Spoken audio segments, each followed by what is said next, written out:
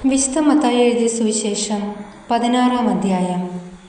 കാലത്തിൻ്റെ അടയാളങ്ങൾ. ഫരിസേയരും സദുക്കായരും യേശുവിനെ പരീക്ഷിക്കുവാൻ വന്നു.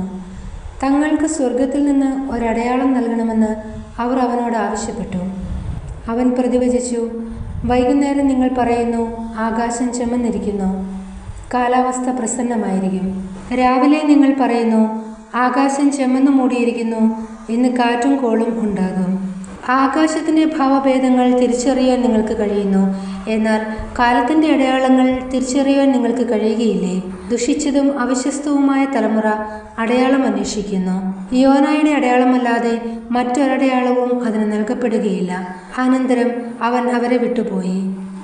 ഫരിസേയരുടെയും സദുക്കായരുടെയും പുളിമാവ്. മറുകരയിലേക്ക് പോകുമ്പോൾ അപ്പം എടുക്കാൻ ശിഷ്യന്മാർ മറന്നിരുന്നു. യേശു പറഞ്ഞു, ശ്രദ്ധിക്കുവിൻ, ഫരിസേയരുടെയും സദുക്കായരുടെയും പുളിമാവിനെ സൂക്ഷിച്ചുകൊള്ളുവിൻ.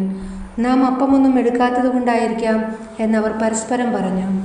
യേശു ഇതറിഞ്ഞ് അവരോട് ചോദിച്ചു, അല്പവിശ്വാസികളെ, അപ്പമില്ലാത്തതിനെപ്പറ്റി നിങ്ങൾ പരസ്പരം സംസാരിക്കുന്നതെന്തിന്? നിങ്ങൾ ഗ്രഹിക്കുന്നില്ലയോ? 5000 പേരുടെ 5 അപ്പം നിങ്ങൾ ഓർമ്മിക്കുന്നില്ലേ? എത്ര കുട്ട അപ്പക്കഷ്ണങ്ങൾ നിങ്ങൾ ശേഖരിച്ചു? 4000 പേരുടെ 7 അപ്പവും നിങ്ങൾ ഓർമ്മിക്കുന്നില്ലേ?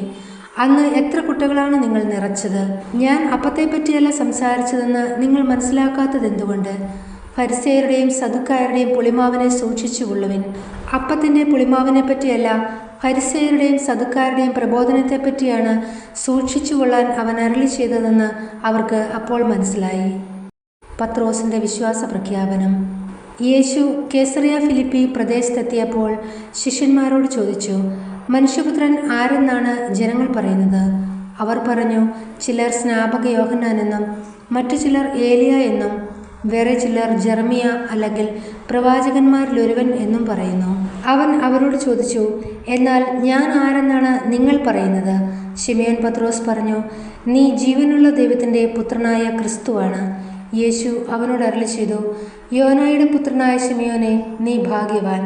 മാംസരക്തങ്ങളല്ല, സ്വർഗസ്ഥനായ എൻ്റെ പിതാവാണ് നിനക്കിത് വെളിപ്പെടുത്തി തന്നത്. ഞാൻ നിന്നോട് പറയുന്നു, നീ പത്രോസാണ്.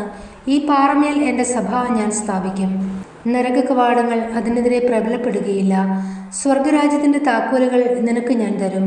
നീ ഭൂമിയിൽ കെട്ടുന്നതെല്ലാം സ്വർഗത്തിലും കെട്ടപ്പെട്ടിരിക്കും, നീ ഭൂമിയിൽ അഴിക്കുന്നതെല്ലാം സ്വർഗത്തിലും അഴിക്കപ്പെട്ടിരിക്കും. അനന്തരം അവൻ താൻ ക്രിസ്തുവാണെന്ന് ആരോടും പറയരുതെന്ന് ശിഷ്യന്മാരോട് കൽപ്പിച്ചു. പീഡാനുഭവവും ഉത്ഥാനവും. 1-ാം പ്രവചനം. അപ്പോൾ മുതൽ യേശു തനിക്ക് ജെറുസലേമിലേക്ക് പോകേണ്ടിയിരിക്കുന്നുവെന്നും ശ്രേഷ്ഠന്മാരിൽ നിന്നും പ്രധാന പുരോഹിതന്മാരിൽ നിന്നും നിയമജ്ഞരിൽ നിന്നും വളരെയേറെ സഹിക്കേണ്ടി വരുമെന്നും താൻ വധിക്കപ്പെടുമെന്നും എന്നാൽ 3-ാം ദിവസം ഉയർപ്പിക്കപ്പെടുമെന്നും ശിഷ്യന്മാരെ അറിയിച്ചു തുടങ്ങി. പത്രോസ് അവനെ മാറ്റി നിർത്തി തടസ്സം പറയാൻ തുടങ്ങി. ദൈവം കനിയട്ടെ, കർത്താവേ, ഇതൊരിക്കലും നിനക്ക് സംഭവിക്കാതിരിക്കട്ടെ. യേശു തിരിഞ്ഞ് പത്രോസിനോട് പറഞ്ഞു, സാത്താനെ, എൻ്റെ മുമ്പിൽ നിന്ന് പോകൂ, നീ എനിക്ക് പ്രതിബന്ധമാണ്. നിന്റെ ചിന്ത ദൈവികമല്ല, മാനുഷികമാണ്. യേശു ശിഷ്യന്മാരോട് അരുളി ചെയ്തു, ആരെങ്കിലും എന്നെ അനുഗമിക്കാൻ ആഗ്രഹിക്കുന്നെങ്കിൽ അവൻ തന്നെ തന്നെ പരിത്യജിച്ച് തൻ്റെ കുരിശുമെടുത്ത് എന്നെ അനുഗമിക്കട്ടെ. സ്വന്തം ജീവൻ രക്ഷിക്കുവാൻ ആഗ്രഹിക്കുന്നവൻ അത് നഷ്ടപ്പെടുത്തും.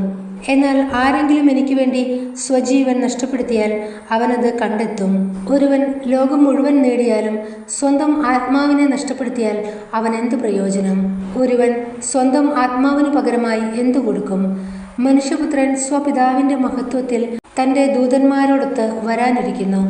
അപ്പോൾ അവൻ ഓരോരുത്തർക്കും താൻ തങ്ങളുടെ പ്രവൃത്തിക്കനുസരിച്ച് പ്രതിഫലം നൽകും. മനുഷ്യപുത്രൻ തൻ്റെ രാജ്യത്തിൽ വരുന്നത് ദർശിക്കുന്നതിന് മുമ്പ് ഇവിടെ